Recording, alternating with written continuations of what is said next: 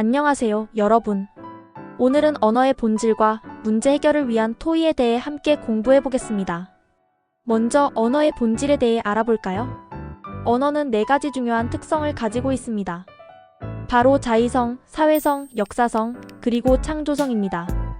자의성이란 말소리와 뜻 사이에 필연적인 관계가 없다는 것을 의미합니다. 예를 들어 배라는 단어를 생각해 볼까요? 이 단어는 우리 몸의 일부분을 가리킬 수도 있고 맛있는 과일을 의미할 수도 있으며 바다를 항해하는 운송 수단을 뜻하기도 합니다. 다음으로 사회성입니다. 언어는 사회 구성원들 사이의 약속이기 때문에 개인이 마음대로 바꿀 수 없습니다. 만약 누군가가 은하수를 사랑강이라고 부른다면 어떻게 될까요? 아마도 다른 사람들은 이해하지 못해 의사소통에 문제가 생길 것입니다. 세 번째로 역사성입니다. 언어는 시간이 흐름에 따라 변화합니다. 옛날에 사용되던 온백, 즈문청과 같은 말들은 이제 거의 사용되지 않습니다. 또한 어리다라는 말의 의미도 어리석다에서 나이가 적다로 변화했죠. 반면에 컴퓨터, 공정무역, 누리꾼과 같은 새로운 말들이 생겨났습니다. 마지막으로 창조성입니다. 우리는 각자 자신의 생각과 감정을 담아 새로운 문장을 만들 수 있습니다. 이것이 바로 언어의 창조성입니다. 이러한 언어의 본질을 이해하는 것은 우리가 바람직한 국어 생활을 하는데 매우 중요합니다. 프린들 주세요 외 본문에 대해서도 이해할 필요가 있습니다. 닉이 어떤 행동을 했는지, 이때 닉이 한 행동이 언어의 어떤 본질, 혹은 특성과 관계가 있는지도 잘 알아두세요. 닉의 행동으로 인해 팬이라는 단어가 어떤 과정을 거치게 되는지도 잘 알아두시기 바랍니다. 이제 문제 해결을 위한 토의에 대해 알아볼까요? 토의란 공동의 문제에 대한 최선의 해결 방안을 찾기 위한 의사소통 과정입니다. 일반적으로 토의는 논제 정하기, 토의 내용 마련하기, 토의하기, 토의 내용 정리하기의 순서로 진행됩니다. 토의는 공동의 문제에 대한 최선의 해결책을 찾기 위한 과정이기 때문에 승자와 패자가 나뉘지 않습니다. 토의에 참여할 때는 몇 가지 중요한 태도가 필요합니다. 먼저 토의의 목적이 여러 사람과 협력하여 문제를 해결하는 것임을 알아야 합니다. 다른 사람의 의견을 경청하고 자신의 생각을 근거를 들어 조리 있게 말해야 합니다. 또한 토의에 참여하는 모든 사람을 존중하고 배려하는 태도가 필요합니다. 토의에서는 사회자, 토의자, 청중이 각각 중요한 역할을 합니다. 사회자는 논제와 토의자를 소개하고 토의 내용을 요약하며 청중의 참여를 이끌어내고 토의자 간의 의견 조정을 유도합니다. 토의자는 타당한 근거를 들어 의견을 제시하고 자신의 의견의 장단점을 파악하여 질문에 대비해야 합니다. 청중은 토의자들의 발표를 경청하고 필요하다면 적극적으로 질문하고 의견을 제시합니다. 마지막으로 토의 논제에 대해 알아볼까요? 토의 논제는 함께 논의해야 할 문제, 즉 주제를 말합니다. 좋은 토의 논제는 집단 구성원의 공동 관심사여야 하고 범위가 어느 정도 한정되어야 하며 토의자들이 해결할 수 있는 문제여야 합니다. 또한 논제는 의문문 형태로 진술하여 다양한 의견이 나올 수 있도록 하는 것이 좋습니다. 여러분 이해가 되셨나요?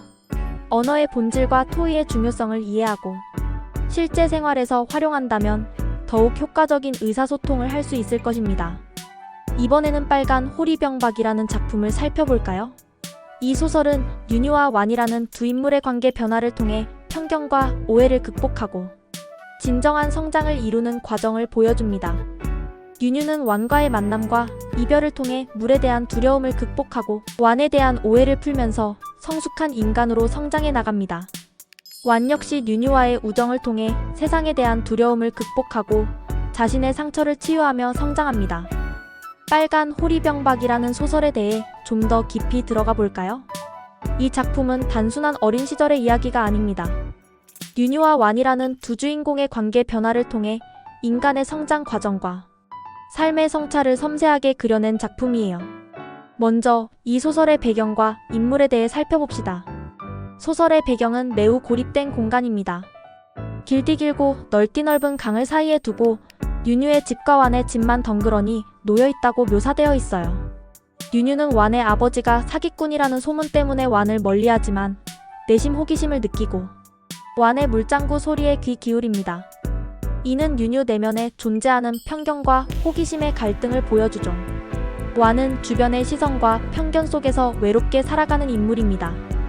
하지만 윤유에게 먼저 다가가 마름을 따주고 수영을 가르쳐주는 등 따뜻하고 순수한 내면을 지니고 있어요. 마름 열매를 따줄 때 윤유가 받기를 주저하는 모습은 윤유가 완과의 관계에 대해 엄마에게 들킬까봐 걱정하는 모습을 보여주기도 하지만 결국 둘은 함께 수영을 하며 친한 사이가 되게 됩니다. 이 소설에서 빨간 호리병박은 매우 중요한 역할을 합니다. 완의 빨간 호리병박은 윤유의 시선을 사로잡고 윤유가 물에 대한 두려움을 극복하고 완과 소통하는 중요한 매개체가 됩니다. 또한 윤유의 성장을 상징적으로 보여주는 역할도 합니다. 소설의 중요한 사건들을 살펴보면 윤유가 물에 빠지는 사건이 있어요. 완은 윤유가 스스로 헤엄칠 수 있도록 하기 위해 의도적으로 호리병박을 빼앗지만 윤유는 이를 오해하고 완을 원망하게 됩니다. 이후 윤유는 완을 멀리하고 외할머니 댁으로 떠나게 되죠. 하지만 윤유는 외할머니의 이야기를 통해 완의 진심을 뒤늦게 깨닫게 됩니다. 그리고 집으로 돌아와 빨간 호리병박을 강에 띄어보냅니다. 이는 윤유가 완과의 과거를 떠나보내고 스스로 성장했음을 의미하는 동시에 완에 대한 미안함과 그리움을 표현하는 행동이라고 볼 수 있어요. 결론적으로 빨간 호리병박은 편견과 오해, 깨달음과 성장이라는 보편적인 주제를 깊이 있게 다루는 작품입니다. 상처 많은 꽃잎과 관련된 시를 통해서도 우리는 많은 것을 배울 수 있어요. 예를 들어 상처 많은 꽃잎들이라는 표현은 아픔과 고통을 겪으며 성장하는 사람들을 의미합니다. 이 시는 우리에게 상처를 극복하고 이겨낼 때 비로소 성숙해질 수 있다는 메시지를 전달합니다. 여러분, 혼자 해결하기 어려운 고민이 있을 때는 어떻게 하시나요? 친구들과 이야기를 나누는 것도 좋은 방법이 될 수 있습니다. 친구들과 고민을 나누면 다양한 해결 방안을 찾을 수 있고 다른 사람들도 나와 비슷한 고민을 가지고 있다는 것을 알게 되면서 위로를 받고 용기를 얻을 수 있어요. 이렇게 문학작품을 통해 또 우리의 경험을 통해 우리는 삶을 성찰하고 성장할 수 있습니다. 여러분도 자신의 경험을 돌아보고 문학작품을 읽으면서 자신의 삶에 대해 깊이 생각해보는 시간을 가져보시기 바랍니다.